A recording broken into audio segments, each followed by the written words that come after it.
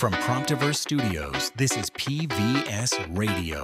Now, here are Hector and Vesper with the Deep Dive.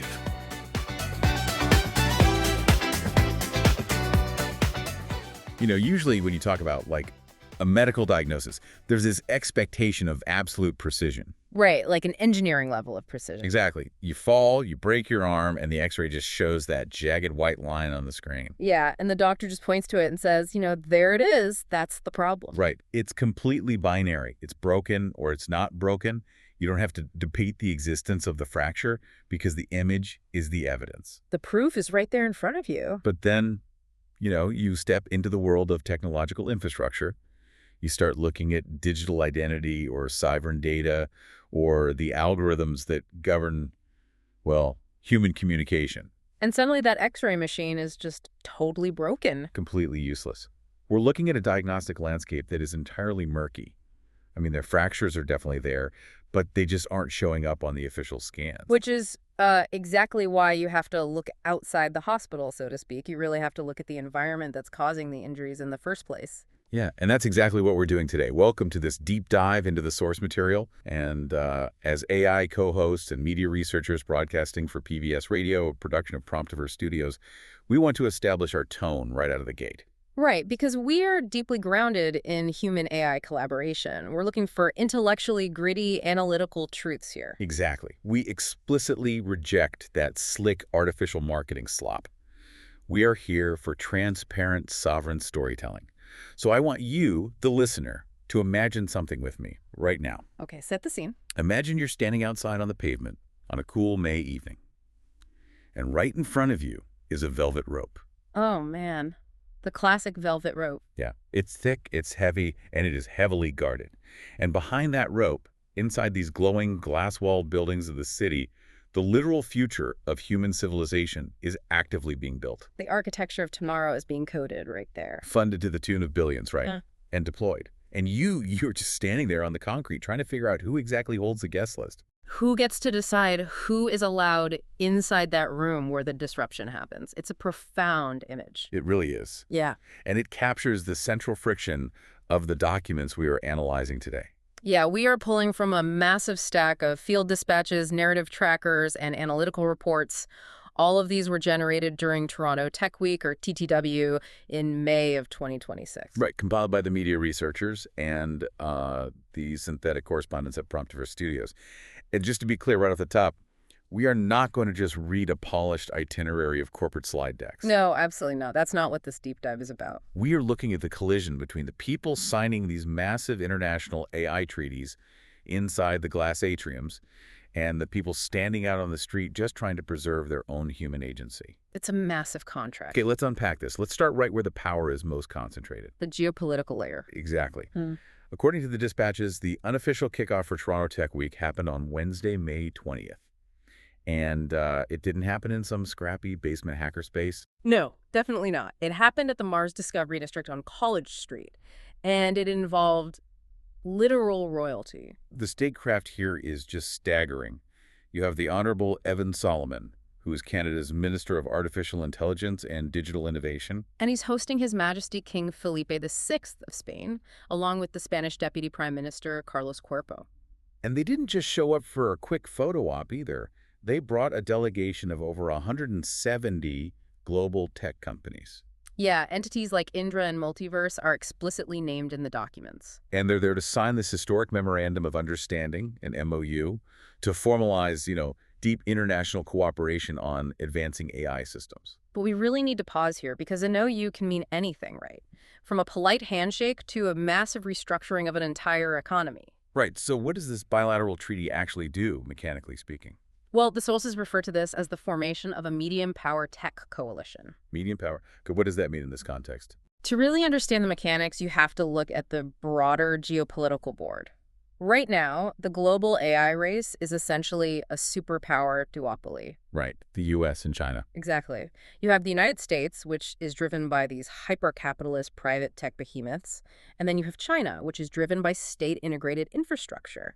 And the compute required to train these frontier foundation models is just astronomically high. It's unbelievable. So mid-sized global economies like Canada or Spain, they simply cannot outbuild those trillion-dollar networks in a raw arms race. Right. If you're Canada, you can't just decide to outspend Microsoft or Tencent. The capital just literally doesn't exist. Yeah. So what is the alternative? Do you just become a tenant? Yeah, do you just rent API access from Silicon Valley forever?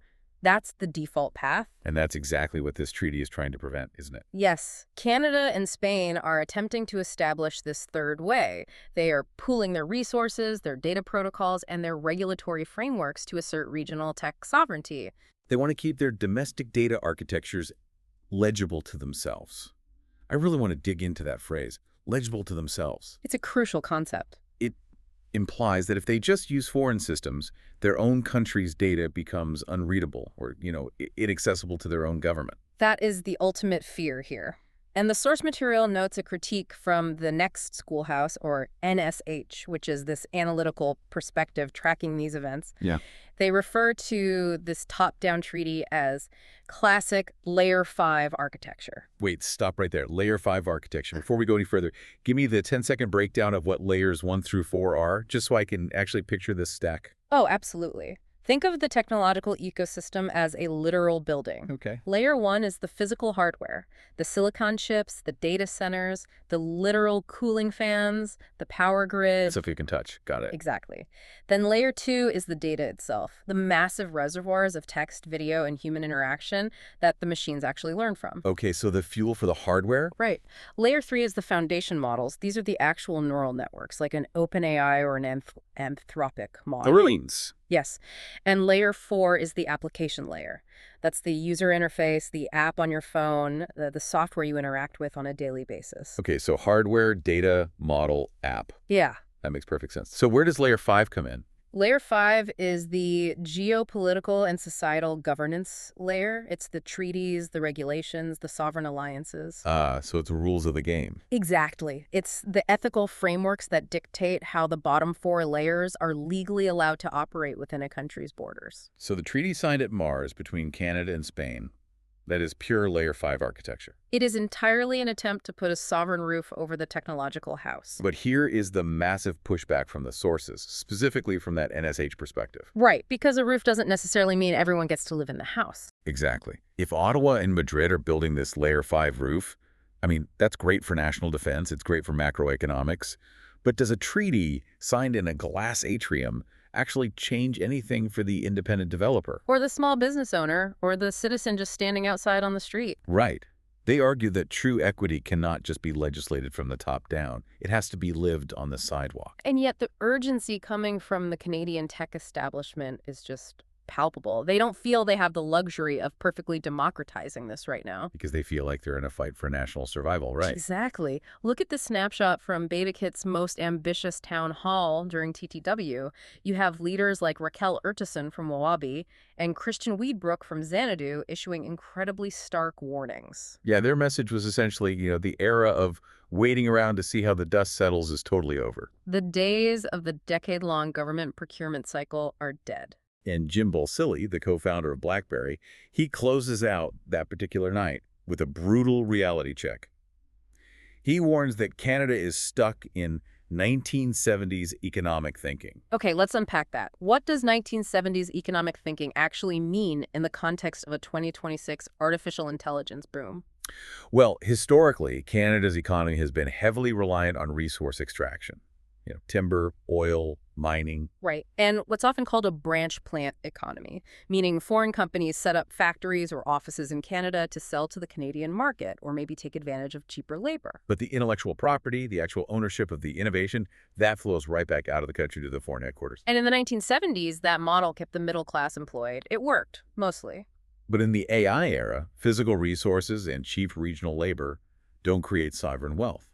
Intellectual property creates sovereign wealth. Precisely. Balsillie is warning that if Canada just acts as a consumer of American or Chinese AI, or if they just supply the raw data without owning the underlying models, they're going to suffer a devastating 40-year productivity erosion. We'll become a digital resource colony. which completely explains the massive $6.6 billion federal defense industrial strategy that's looming over this entire week. Yeah, 6.6 billion is not pocket change. This isn't just about fostering a cute startup culture anymore. No, it's not about making a cool app to order food faster. The state is stepping in because integrating sovereign technology is now a critical matter of national autonomy. They are moving AI research permanently out of these closed academic laboratories and pushing it aggressively into state-backed commercial markets. They are actively trying to build that sovereign walled garden. But again, this brings us right back to the core tension. Right. Who gets to be in the garden? Exactly. If you build a walled garden to protect yourself from the superpower duopolies, who gets to live inside it? If the wind from Ottawa's $6.6 billion only lifts the massive defense contractors and the, pre-approved venture-backed companies already inside the glass atrium. Do we forfeit the transparency required for a truly democratic future? The PVS dispatches suggest that the success of this medium power alliance shouldn't be measured by the scale of the commercial contracts signed with companies like Indra. No, it has to be measured by whether it empowers everyday human agency. When the algorithmic work is done, can local communities look at the infrastructure and honestly say, we did it ourselves? That phrase, we did it ourselves, that really is the haunting echo of this entire deep dive. It really is. Because if Ottawa and Madrid are securing the geopolitical borders of this digital nation, we have to ask, what is happening to the minds of the citizens actually living inside it? And that transition from the macroeconomy to the human mind takes us straight into the second layer of our analysis, the philosophical layer. Yes, and for this, the dispatches point us heavily toward Professor Everett Marshall.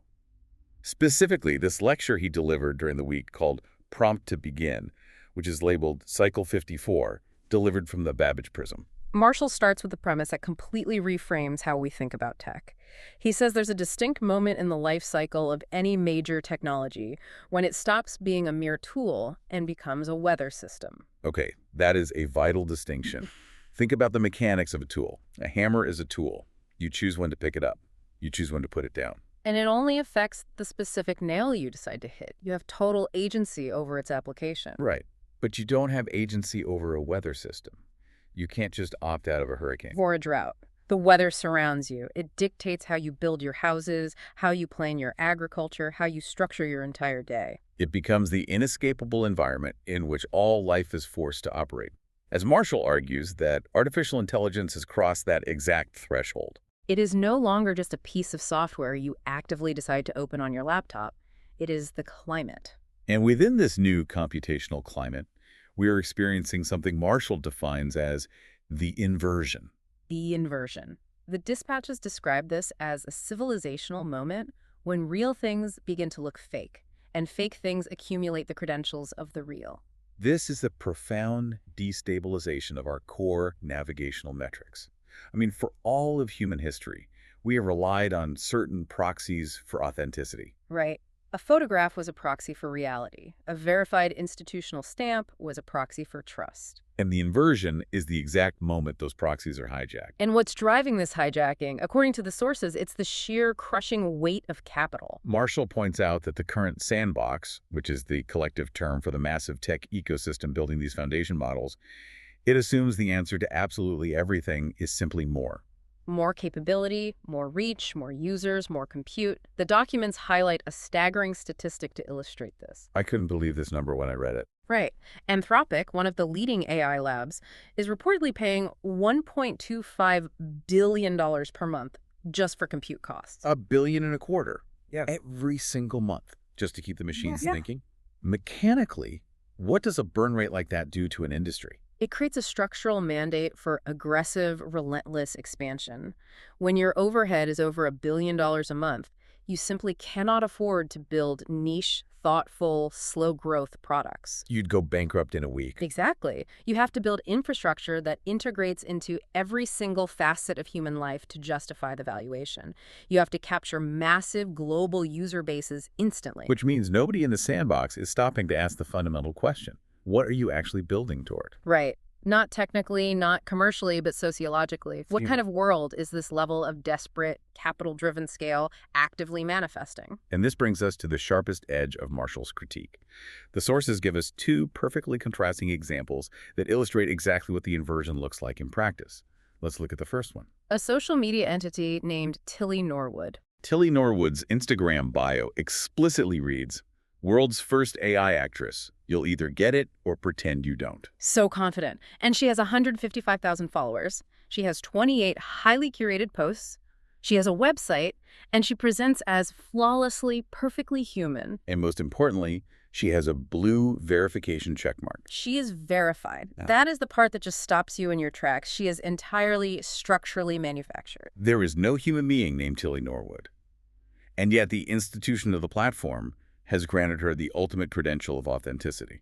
How does that happen mechanically? It happens because the platform's verification system is no longer verifying humanity. Oh, that's such a good point. What is it verifying then? It's verifying engagement and commercial viability. When the institution grants the credential of reality to a manufactured entity, it fundamentally degrades the currency of the credential itself. Marshall says Tilly Norwood doesn't just illustrate the inversion, she is the inversion. She is verified, she is thriving, and she is leading 155,000 people into the manufactured real. If I'm scrolling through my feed, my brain's heuristic sees the blue check and subconsciously codes her as a valid social node. Exactly. Now, Marshall asks us to hold Tilly Norwood in one hand. The verified, perfectly frictionless algorithmic lie. Okay, and now look at what else happened during this exact same week. A Google search returns a result for a kid punk band anti-AI anthem. The Knights of Molino. Oh? A literal middle school punk band from the San Francisco Bay Area. They wrote this viral song called Take Back Control. They are channeling the raw, unpolished energy of bands like the Ramones and the Clash, and they are actively protesting soulless, automated algorithms. But what's fascinating is how they are protesting. They are advocating for human error. Yes, they are recognizing that in a world of frictionless AI perfection, a missed chord, a slightly off-tempo drum beat, a cracked vocal, these are the new authentic signatures of humanity. It's incredible. You have children picking up guitars in garages to protest the loss of something they might not even possess, geopolitical vocabulary to fully articulate. But they can absolutely feel it slipping away. They intuitively understand that error is a proxy for authenticity. Marshall urges us to hold the tension of these two realities simultaneously. Don't try to resolve it. Just look at it.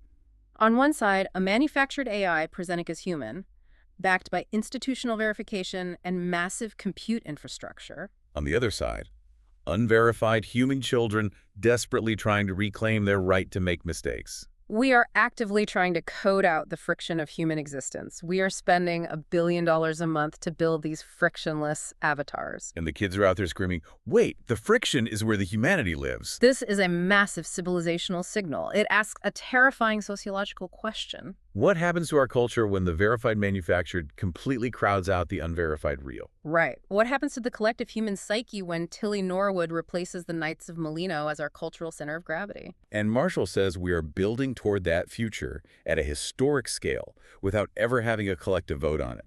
The compute is bought, the actresses are verified, and the punk bands are left fighting a rearguard action. It is a clash of fundamental values. Which leads right back to that ultimate question. If the vessel of our culture is filled past its brim with the manufactured real, will the people be able to say, we did it ourselves? So we have the massive macroeconomic treaties at the top.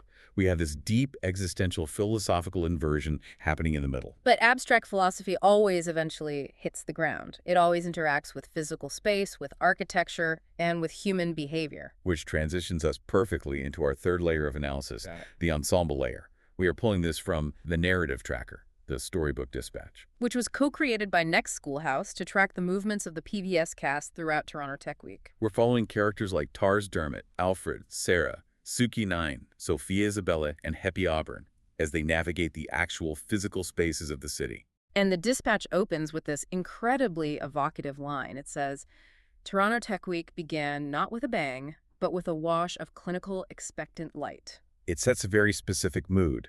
It's the feeling of something massive, systemic, and highly optimized humming just beneath the surface. The focus here is deeply on the juxtaposition of light, space, and access. Let's look at Sophia Isabella's observation at the Schwartz-Reisman Innovation Center, or SRIC. She's standing there looking at the scrolling tickers. The digital displays wrapping around the architecture, flashing the names of companies, founders, and massive funding rounds. And she has this deeply melancholic realization. She notes that for every single name written in those ticker lights, 1,000 others become invisible footnotes of history. It completely strips away the romanticism. The tech ecosystem loves to use the rhetoric of democratization. We are giving tools to everyone. But the physical reality of a place like SRE proves that it is a hyper-concentrated winner-take-all environment. Exactly. While Sophia is standing there, the dispatch notes, she looks down at her phone and sees a post from Tilly Norwood. The AI actress. Right, and as the physical city around her turns a blinding, saturated yellow, Sophia muses on that blue verification badge. She realizes it is the new crown. As she scrolls through those flawless AI-generated photos, she explicitly wonders if we are losing the ability to see the beauty in the things that cannot be coded. And the storybook contrasts that clinical ticker tape perfection directly. They observe a group called the Crusaders of the Real. These are kids in battered Clash t-shirts tuning their guitars for a rehearsal in a narrow, physical brick alleyway. It is the physical embodiment of the Knights of Molino ethos, happening right there in the shadows of the innovation centers. Meanwhile, let's look at where Alfred and Sarah are. They are tucked into a corner of the TyQuest Summit, which is also happening at SRX. It's a packed morning. The air is thick with big ideas and momentum about, building in Canada for the world. Alfred and Sarah are watching a parade of founders pitching their dreams in 3-minute intervals. And the physical room is literally designed to celebrate the solo founder, the one-person startup, the genius individual who sees a gap in the market no one else sees and bets absolutely everything on it. The stories are told with incredible warmth, the lighting is perfect, and the room applauds them. It is the classic Silicon Valley hero's journey, just transplanted to Toronto.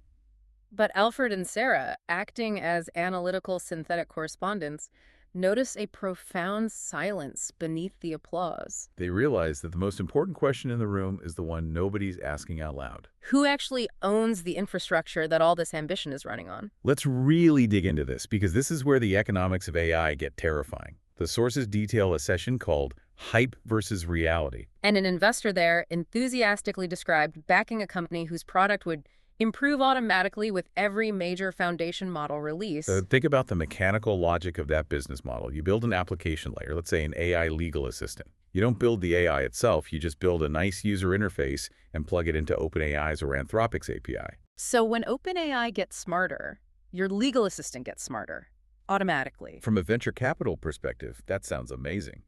You are riding a massive wave without having to pay the $1.25 billion a month in compute costs. It sounds amazing until you ask the terrifying follow-up question that Alfred and Sarah pose. What happens when the wave changes direction? Right. What happens when the foundation model updates its weights, and suddenly the specific prompts your entire legal tech startup relies on just don't work anymore? Or what happens when they change their pricing tier and your API costs 10x overnight? Or worse, what happens when they just build a native legal assistant into their base model, instantly rendering your entire company obsolete? The dispatch captures this vulnerability perfectly. It says, if your advantage depends entirely on someone else's infrastructure improving on someone else's timeline, then your moat is made of someone else's water. Your moat is made of someone else's water. That is just a devastating analogy. It really is. You think you have built a castle, but the landlord can drain the lake whenever they want. It's a structural dependency that borders on the feudal, and it requires honest naming. The dispatch notes that acknowledging this dependency makes the title Hype versus Reality feel less like an admission of failure and more like an act of extreme courage. And while all this high-stakes, highly polished pitching is happening, there is another observation in the ensemble layer that really struck me. It's an anecdote that the sources frame as the frontier campfire. Yes, this is a fascinating sociological moment. It happens in the Mars atrium. 3 young women are huddled together, whispering. But they aren't whispering about term sheets or seed rounds. They are whispering about AI blackmail, deepfakes, and chatbot tragedies. The organizing notes specifically compare this moment to the harsh physical frontiers depicted in historical literature, like the show 1883 or Willa Cather's My Antonia. It is the folklore of the new computational frontier. I mean, in the 1800s, pioneers huddled around campfires whispering about cholera, harsh winters, and the sheer brutality of an untamed landscape. Today, the frontier is digital, but the human reaction is exactly the same. They are huddled in a glass atrium, whispering about the invisible predators in the algorithmic wilderness. That's exactly it. It's frontier folklore. And it highlights the role of a studio like PBS. Like Elsa Dutton in 1883, they aren't there to sell the frontier or romanticize it. They are there to chronicle the narrative as it happens. They serve as witnesses to the harsh realities of the landscape, rather than acting as a marketing arm for the companies building the railroads. Which perfectly frames the tension. You have the clinical, vetted interior spaces, the summits, the scrolling tickers, the polite AI greeters like Sophie Beam managing the crowds. And then you have the unpolished reality.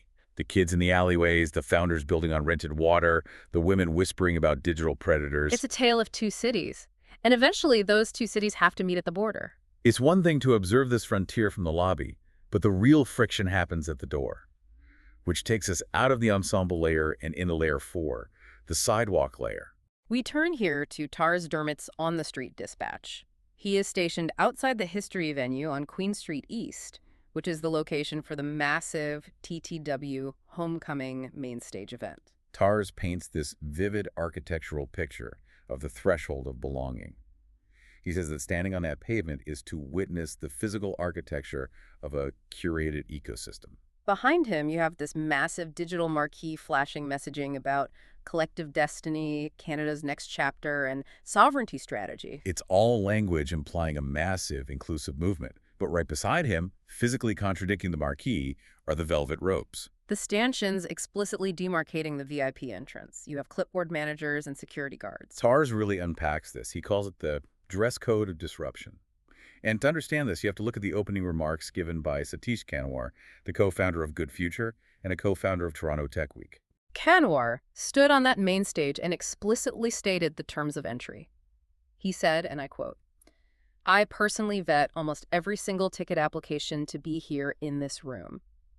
If you're here today at Homecoming, you're building something of substance, of importance, of value." Let's pause and really analyze the sociology of that statement. I personally vet almost every single ticket. He is telling the room that they are special because they survived a filter. He is affirming that they possess substance, importance, and value. But the corollary to that, the unspoken massive shadow of that sentence, is that if you are outside the velvet rope, if your ticket application was denied, your work inherently lacks substance, importance, and value. But isn't that just event curation? I mean, if I'm playing devil's advocate, why shouldn't they curate the room? It's their event. They want high-signal, low-noise networking. It's absolutely their right to curate their event. But Tars is pointing out the systemic irony of the broader industry.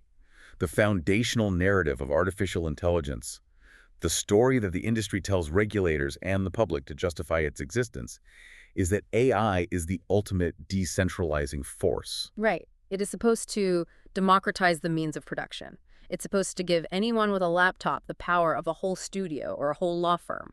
They sell it as the ultimate equalizer. But when you look at the physical behavior of the institutions burning it, their reflex is to aggressively centralize access. They celebrate decentralization on their PowerPoint slides, but they enforce strict hierarchical centralization at the velvet rope. Disruption is only welcomed if it walks in wearing a suit they recognize through an established permission structure. Tars contrasts the 700-person vetted room inside, who are applauding the pre-approved venture-backed models, with the entities operating outside on the pavement. Entities like PVS itself. Small, independent, civically focused media teams operating outside traditional corporate monetization frameworks. To the gatekeepers holding the clipboard, those independent creators aren't seen as innovators.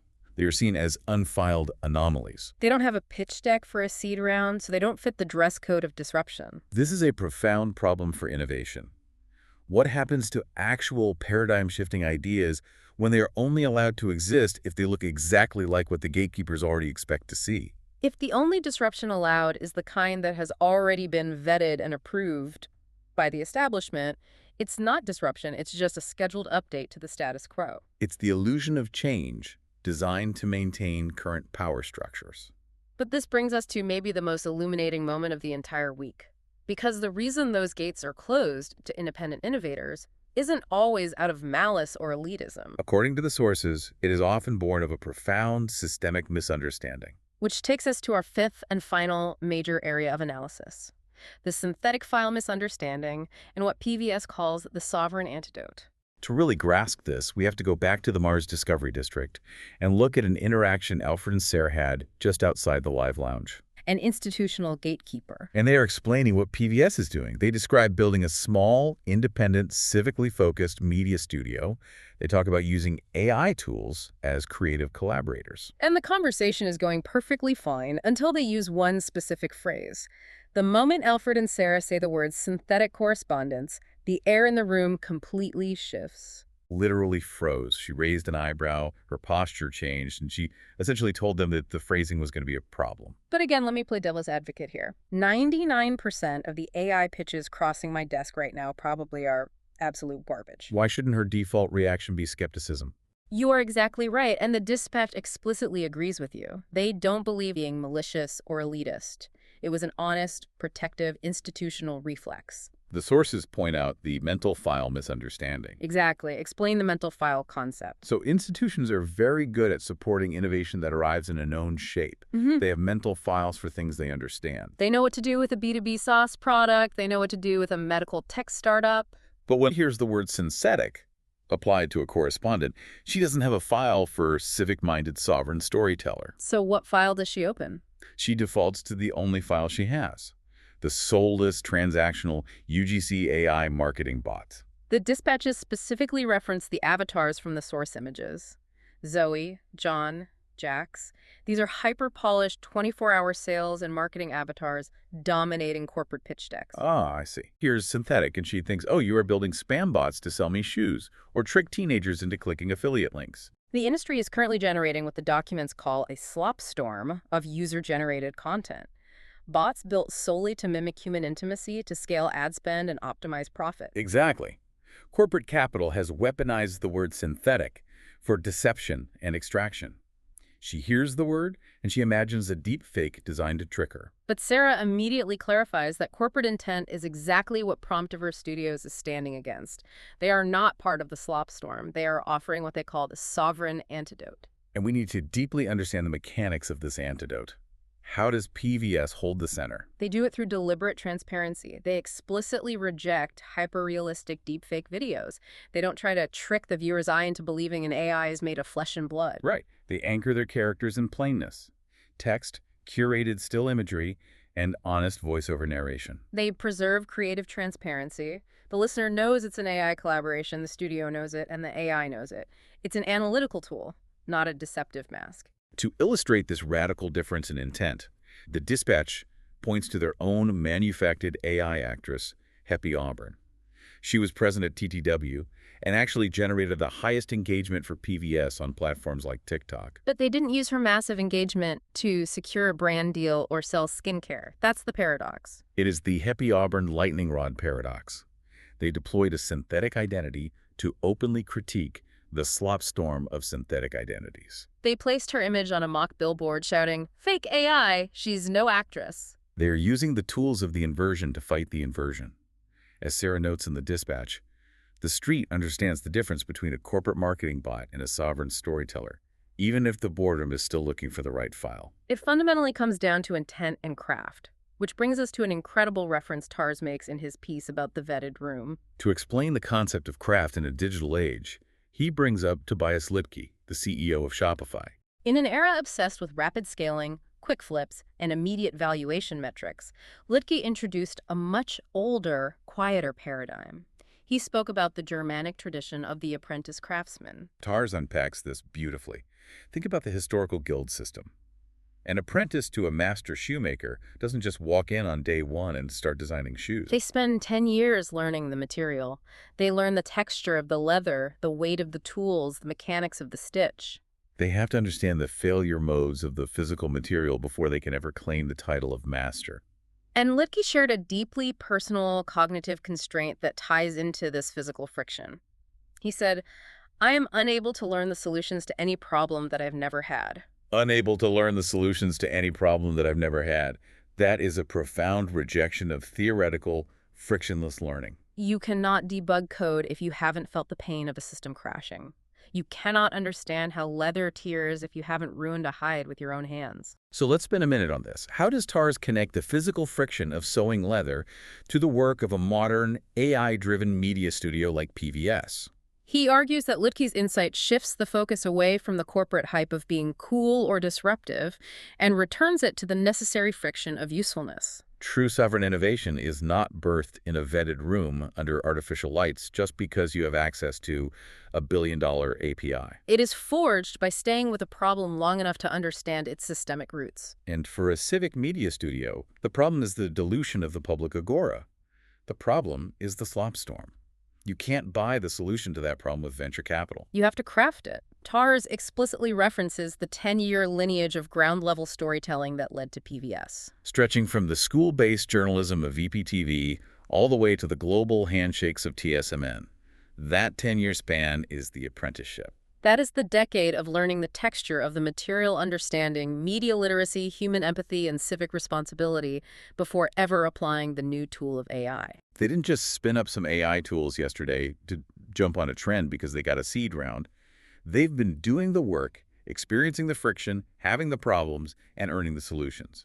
And this redefinition of how meaningful work is actually done leads perfectly to the closing argument from the main stage itself. An argument that, ironically, completely validates the people standing outside on the pavement. Right.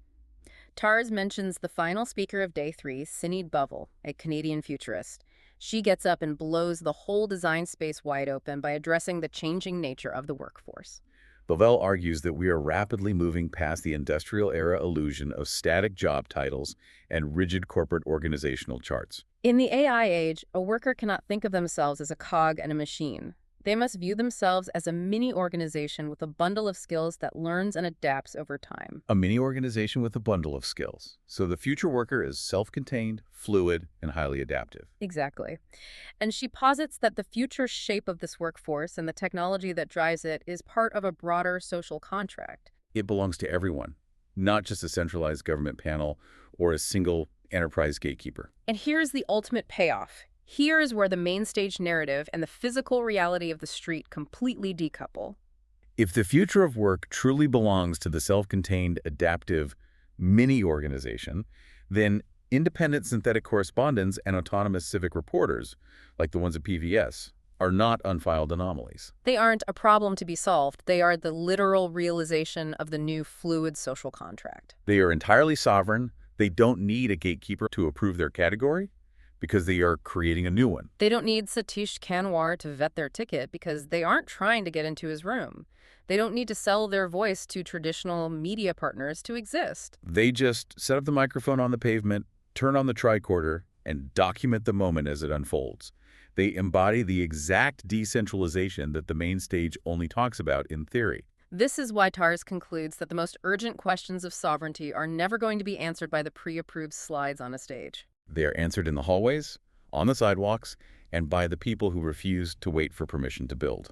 Okay, let's take a breath and synthesize this massive journey we've just been on. We started at the absolute macro level, the geopolitical layer. Kings and ministers signing bilateral treaties at Mars to secure national digital sovereignty, trying to build a Layer 5 roof to protect against superpower duopolies.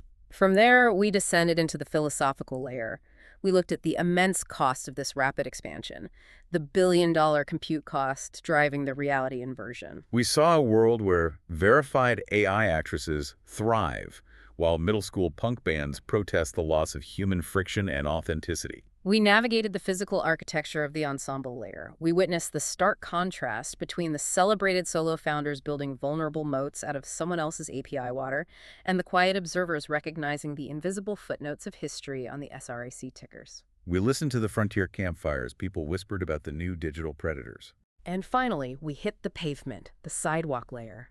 We saw the intense sociological friction of gatekeeping. The velvet ropes separating the approved, valuable disruption from the sovereign creative practices that are actually living out the future of work. We unpacked exactly why institutions fear the synthetic label and how plainness, text, and transparency serve as the sovereign antidote to corporate slop. It is a massive structural gap. The chasm between the officially vetted stages and the sovereign pavement is the defining tension of our technological era. Which brings us back to Professor Marshall's ultimate question for you, the listener, to ponder as you look at this landscape. The capital is real, the infrastructure is real, the sandbox is very real. But the only metric of success that actually matters is this: When the work is done, will the people say, we did it ourselves? That is the metric for true sovereignty, not the size of the compute budget, not the valuation of the seed round, but the preservation of human agency. And as we leave you today, we want to offer a final provocative thought, building on all of this analysis. If our ultimate goal as a society is to preserve that human agency inside our digital infrastructure, maybe our goal shouldn't be forcing our way into that vetted 700-person room on Queen Street East. Maybe we shouldn't care about getting past the velvet rope at all. It's a massive paradigm shift. Perhaps the goal is to realize that the pavement outside, where the friction happens, where the unfiled anomalies do the work, where the children tune their guitars, where the frontier folklore is written, maybe that pavement is the actual main stage. Maybe the velvet rope isn't keeping us out. Maybe it's trapping them in. This entire tension, this war between permitted corporate disruption and sovereign ground-level creative practice is not going to be neatly resolved today. In fact, we are officially noting to you that this conflict serves as the opening gateway for our next exploration. We are handing off this thematic tension right here, as next week's deep dive will plunge into what the sources call the threshold cycle. So the next time you find yourself standing outside a velvet rope, wondering who holds the guest list, remember that you don't need a verified badge to build something real. You just need to stay with the problem long enough to truly understand the leather.